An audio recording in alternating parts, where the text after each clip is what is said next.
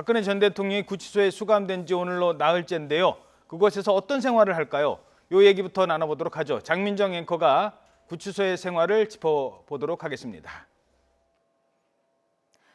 박근혜 전 대통령이 구속된 지 오늘로 나흘째를 맞았습니다.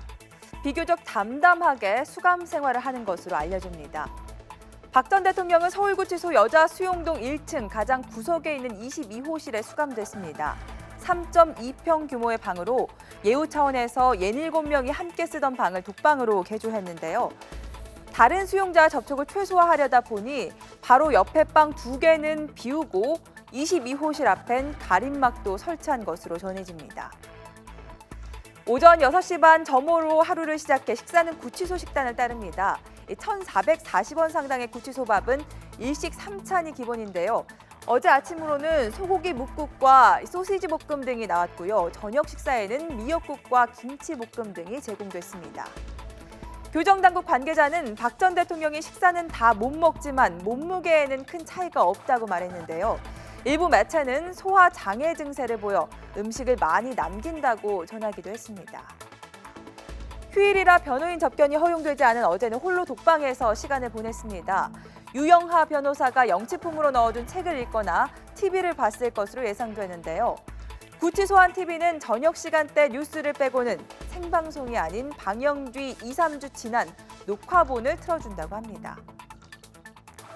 박 전 대통령의 동생인 박지만 이지 회장이 고위 법관 출신 새 변호사를 물색하고 있다는 소식도 들려오는데요. 정치적 부담에 수임을 꺼리는 이들이 많고 이미 삼성 등 대기업에 선임돼 대통령의 강요를 주장한 변호인들이 많아 구인난을 겪고 있다는 후문입니다. 네, 변호사를 찾는데도 어려움을 겪고 있다고 합니다. 그런데 변호사와 상의를 하겠습니다만 지금까지 계속 부인하다가 이제 구치소에 있다 보면 심리적 변화도 있지 않겠습니까?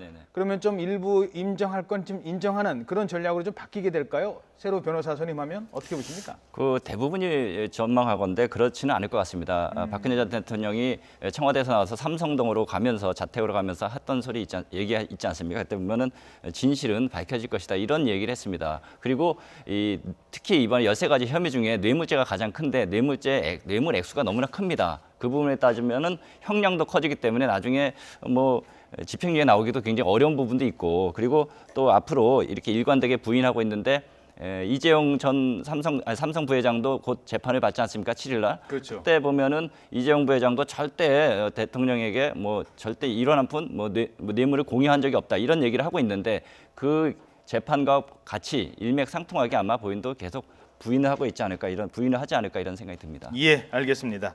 자, 박 전 대통령에 대한 검찰의 조사는 내일부터 시작됩니다. 내일에 아마 이 문제를 좀 더 자세히 짚어봐야 될 것 같습니다. 오늘 시간 관계상 여기서 마치도록 하겠습니다. 이상일 개건 해설위원, 이기정 선임기자였습니다. 두 분 고맙습니다.